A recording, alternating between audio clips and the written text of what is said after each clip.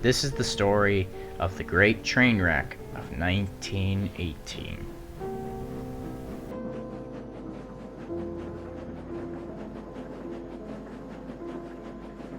On July 9th, 1918, at 7:07 a.m., the Nashville, Chattanooga, and St. Louis train No. 4 departs Union Station in Nashville, bound for Memphis.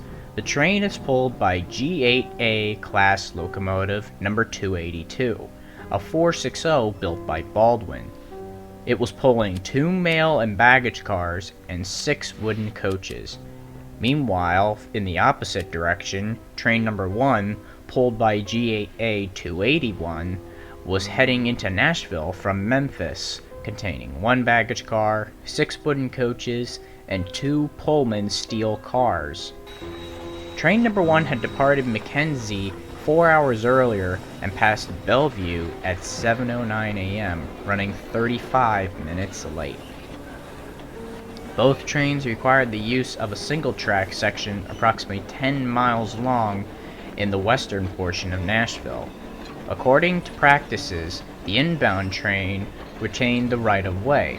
Thus, the railroad dispatch informed the crew of the opposing train No. 4 of the locomotive number of No. 1, with orders to stop in the double-track section. If the crew did not visually identify the passing No. 1 before they reached the interlocking tower, known as Shops Junction, where the signal track began. The term shops refers to the railroad's massive repair and refueling shops, including its largest roundhouse. This was not a passenger stop, but rather a junction where railroad's main line track to Memphis narrowed down to just 1 track.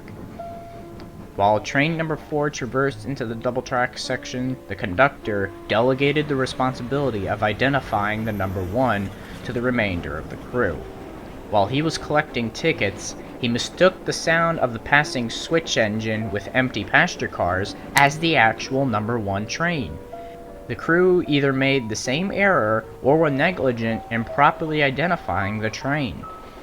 As No. 4 approached the interlocking tower at Shops Junction, tower operator J.S. Johnson showed a clear signal for the tower's train order signals, indicating all was clear.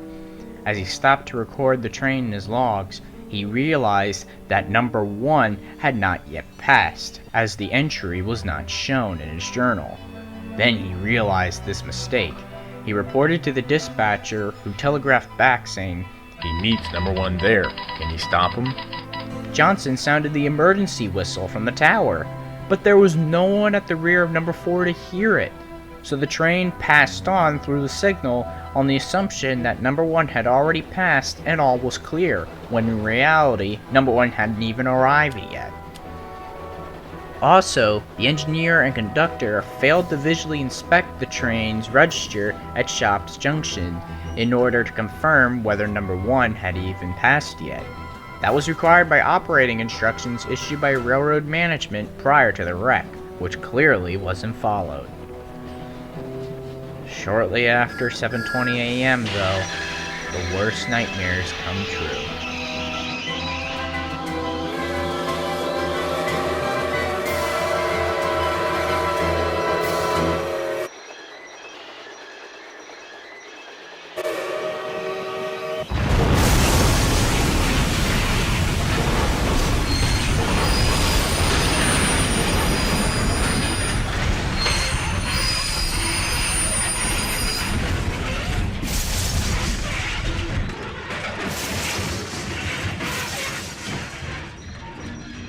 The 2 trains collide at Dutchman's Grade near White Bridge Road.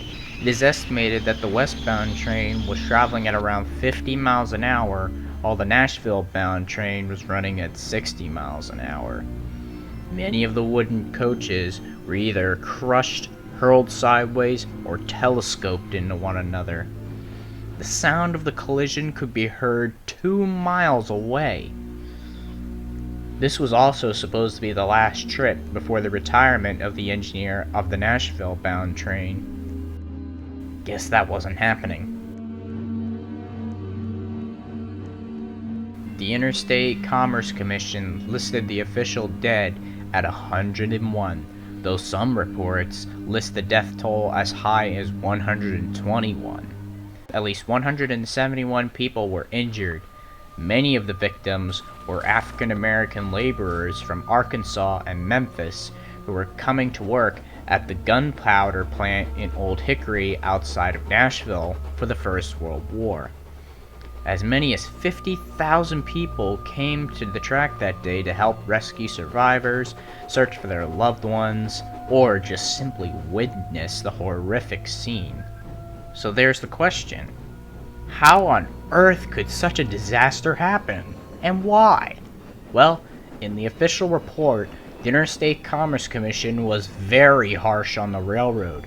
A combination of operating practices, human error, and lackluster enforcement on operating rules led to this horrible worst passenger train wreck in U.S. history.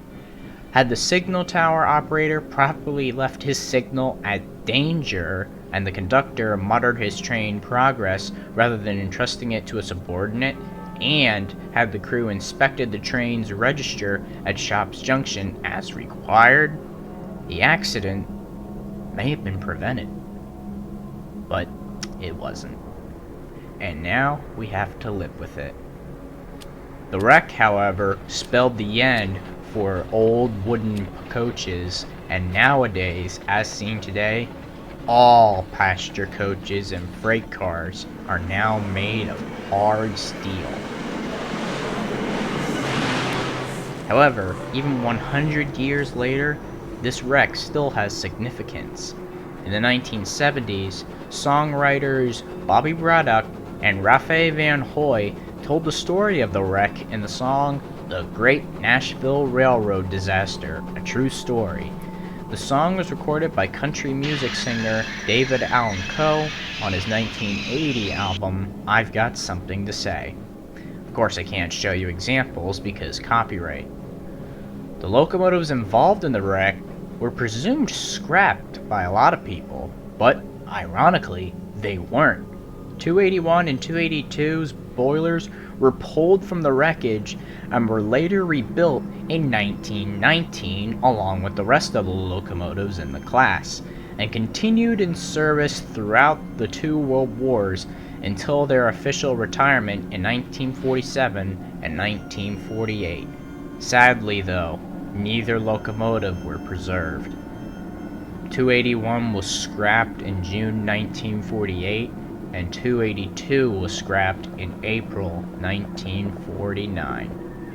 None of their sisters ever survived either, from 280 to 286.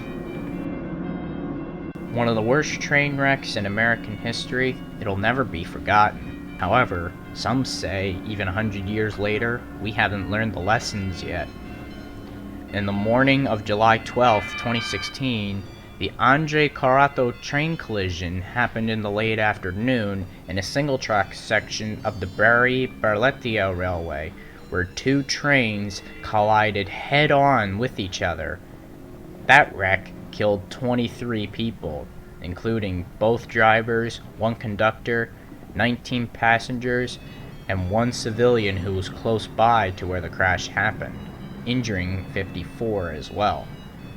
The crash is still under investigation, but a lot of people say it's very similar to what happened to the 1918 crash, because after all, one train was mistaked for another in this crash as well.